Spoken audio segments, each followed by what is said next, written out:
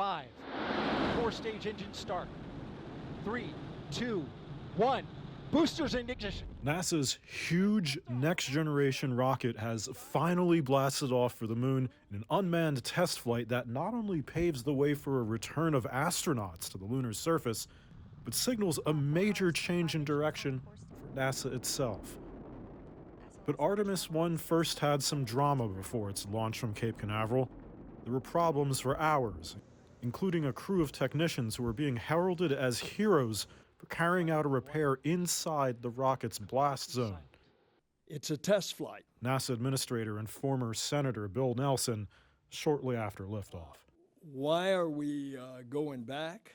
We're going back to the moon, not just for the sake of going to the moon, but to learn, to live, to develop, to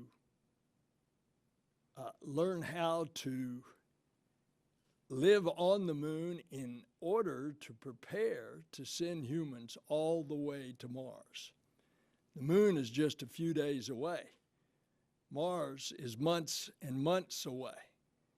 Artemis I will send its capsule, called Orion, within 60 miles of the lunar surface in a mission that will last 25 days before returning for a water landing back on Earth.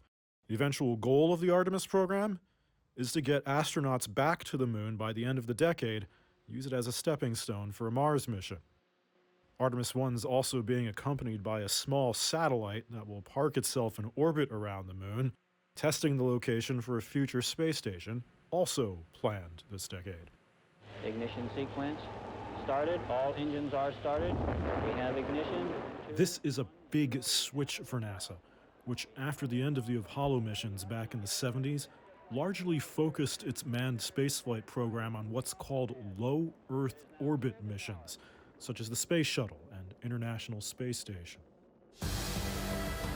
Artemis has been in development for over a decade, with years of delays and cost overruns, and evolved from other Moon and Mars projects that went through revisions and cancellations during the Bush and Obama administrations.